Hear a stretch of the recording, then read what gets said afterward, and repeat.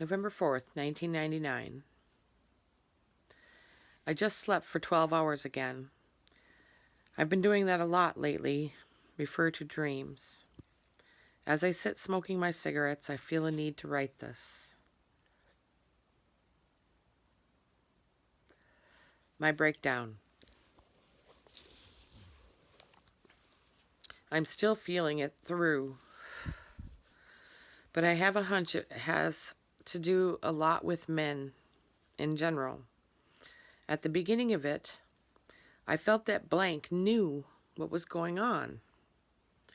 It began that way, but the realms were beyond him. I know that much now. It all seemed like this. It was time for women to get going. We have been slaves to the grind for eons now, and it's time to take our stance. We must stop the violence that is still happening and be brave against the man's intentions. I thought Blanc knew, so I went ahead of even him. It was our time to get out of the kitchen and onto the couch. But I was working from my own religiousness, where the couch was still safe. It's not where we are supposed to stay as women.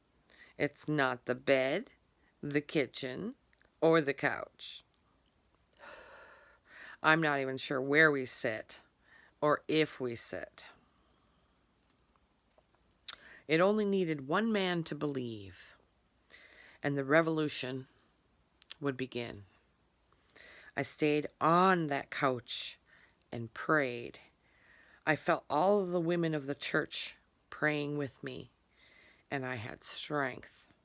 I believed I would stay there till hell froze over to get my messages across to the world. I thought Blanc knew.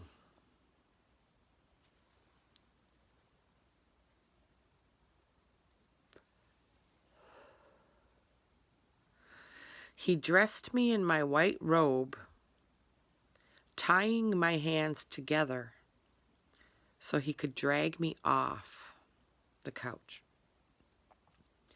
He was visibly angry. I thought he was playing the part for the whole world, and even dragged me around a bit, trying this, that, anything he could do to get me off the couch. I had the view that the whole world knew what he was doing and saw all of us. In parentheses, wrong. I saw in him acting the part of every wife batterer ever lived. The anger, the wonder, the confusion. We were acting a script. One I thought he knew. Parentheses, because he did it so well. I truly believe that the way he was acting was testimony on both our parts to the truth that goes on behind the closed doors of society. The pain, the jealousy, the anger, the hurt, and then the concern. I wouldn't get off that couch. Hours. He walked around aimlessly, looking at me with bewilderment, tied up on that couch. And I was rejoicing inside. He saw, in parentheses, acting again. He really saw. All his previous emotions were broken down, and he could see what he had done. In parentheses, or could he? I felt that the entire world was watching us, and we were winning this war, finally. He even kept saying his line, quote, "Why are you doing this? What is wrong with you?" unquote. When I was doing nothing but being pushed around by him.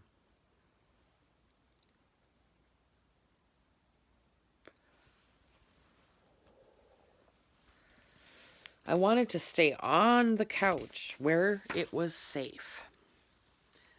All of the men of the world were in Blanc, and all the women were in me. We were living this through as archetypes of every suffering couple in the world. I thought he knew. I really did. And all the anger, hate, and rage in the world could not get me off that couch and into bed.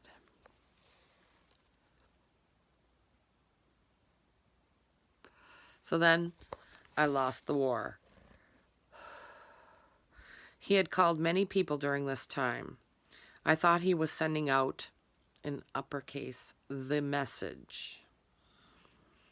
Looking to find that one voice out there that could heal his own created suffering.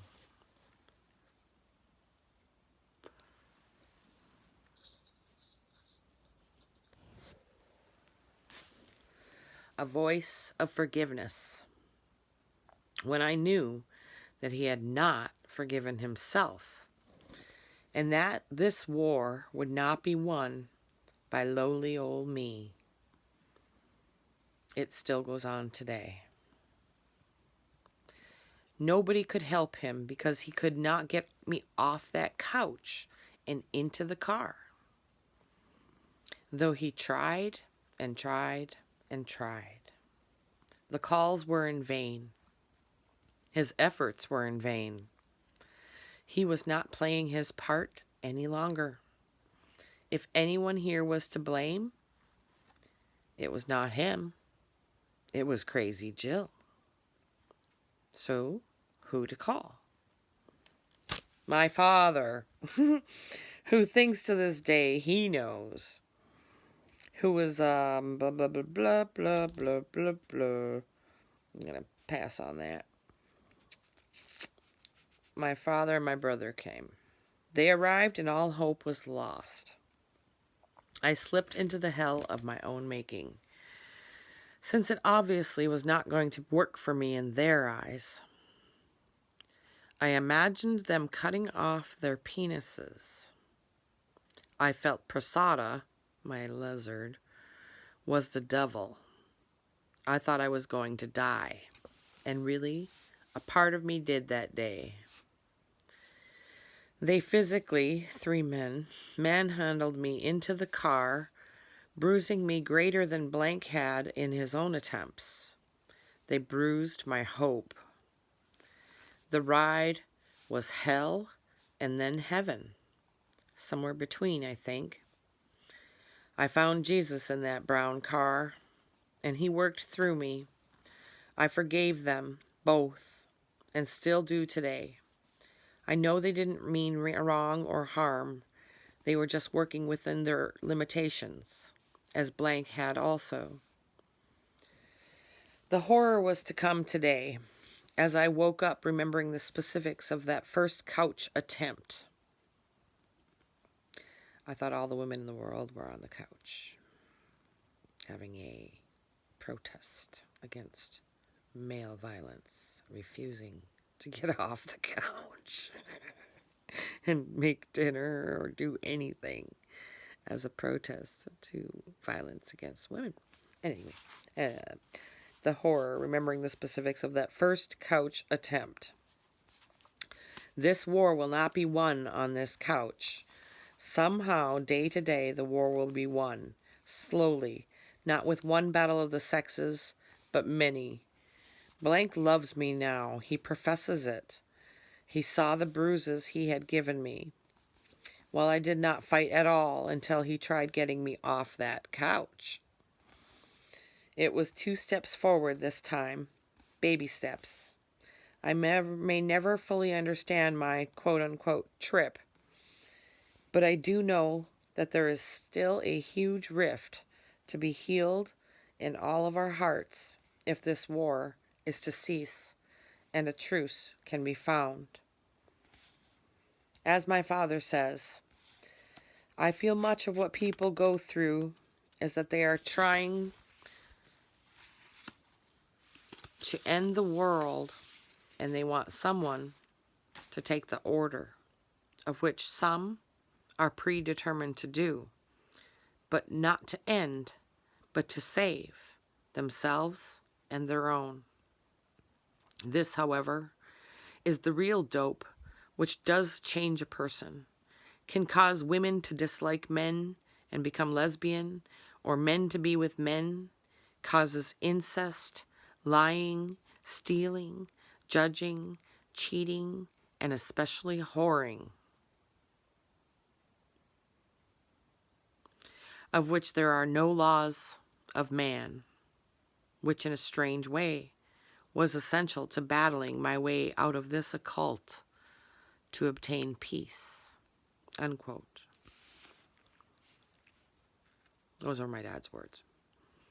Definitely not mine.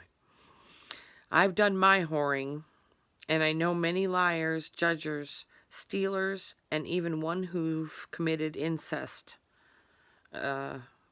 crimes, in parentheses. But I do not believe that lesbians or gays are in this group. This only gives my father less credibility than I have been giving him. I will find my own way on this dark path, and I know that God is on my side, here and now. I've made it back to reality. Maybe I can take one more step to finding the truth as it exists for me. And I will do so with Blanc. We are meant to be.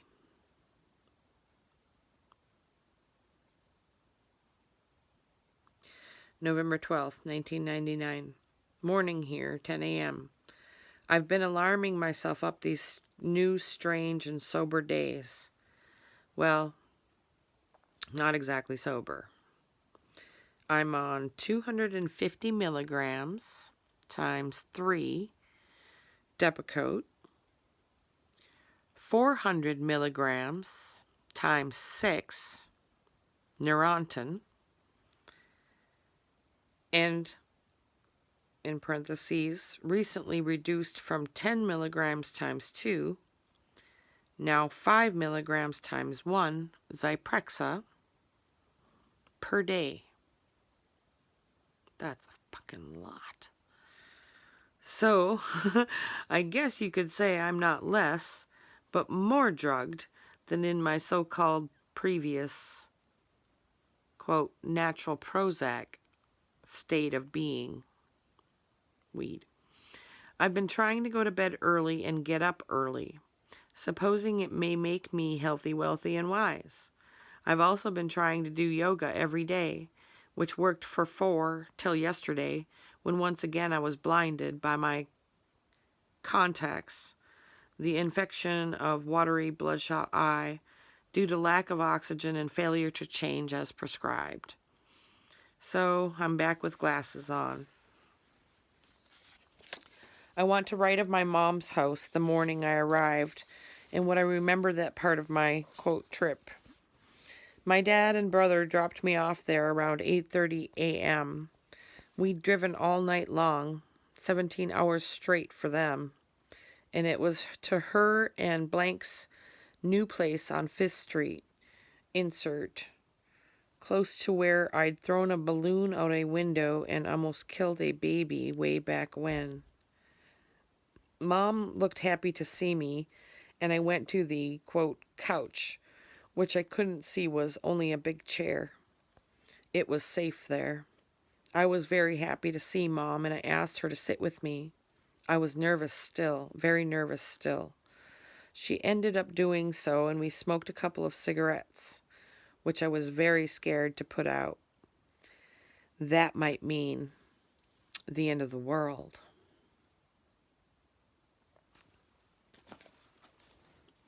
Speaking of the end of the world.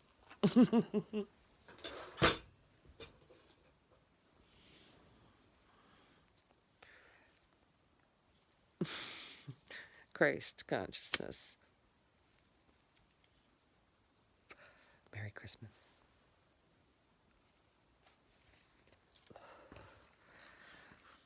That might mean the end of the world if you put your cigarette out.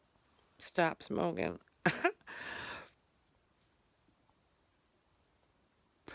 The end of a smoker named Jill Kesti's world. I still didn't have my contacts in because I threw them out in the car on the way up. I threw my contacts out and I am blind as a bat. Well, before LASIK. And the reason I got LASIK is because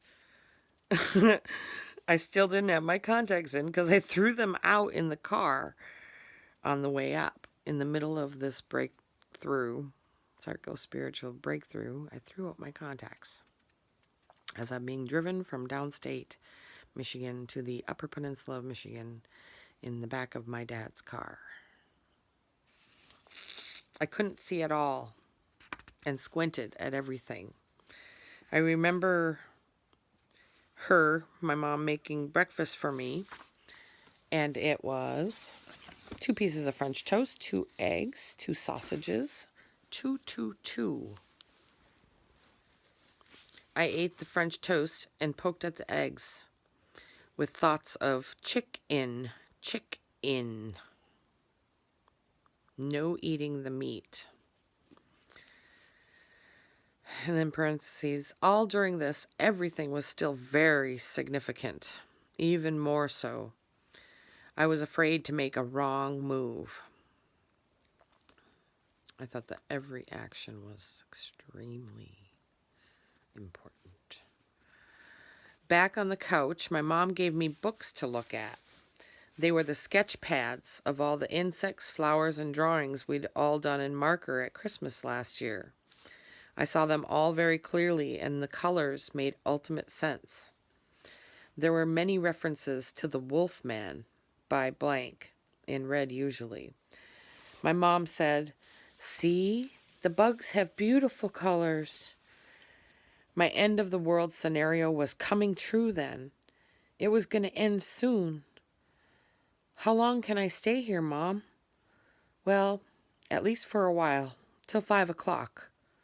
In parentheses, I thought that was the end, for sure. I heard Blanc getting up, but it seemed like he was getting ready to go to the meeting place, in all caps. This meeting place was on Lake Superior in the clouds above, where everyone was heading for the end. He even said, "I'll go first, Jill. I'll be the first to go." And that scared me more. I thought he was going to die. I asked where Blanc and Blanc were, and she answered, "Learning where they go every day, at school." This school, it was the preparing ground. They had answers somewhere about what to do. They were closer to us than to the truth of the happenings. I got more and more scared as time passed slowly. Mom wanted me to help her decorate. She led me into the back room after a trip to the bathroom, where I stared at the herbal remedies list forever. Once inside, that was it for normal communication. I fell into a trance. It was then that I started my yoga. I resumed the prayers of the brown car trip. Waiting.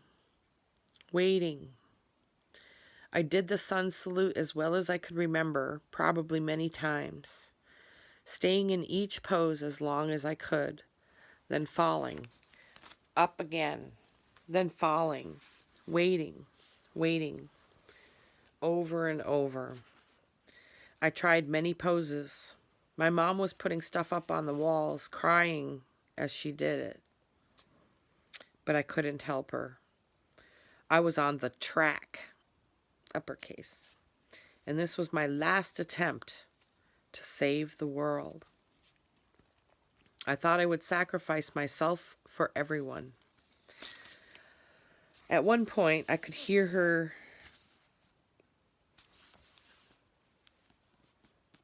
grinding something and I thought she was pushing a nail into her foot, that it was something I was causing by my inadequacies of performance.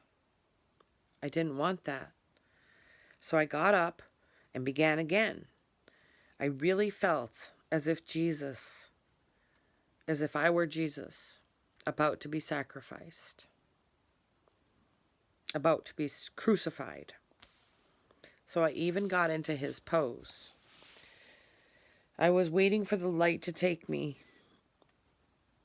Each time my eyes stared blankly, and I thought I was supposed to breathe my last breath. I was waiting for the light to take me, and it did. It did get brighter and brighter each time. When Jake showed up, I scared him badly. I grabbed his zipper and would not let go. He had to leave, but did comfort me. He had a sailor's hat on, and I thought he had come to say goodbye. I was very scared, terrified. It was his turn. Then Blanc showed up. I could hear all of them talking.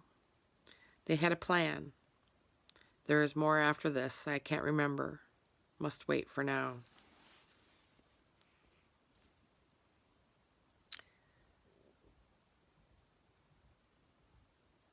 The next episode or entry is November 22nd, 1999. I'll save that for another time.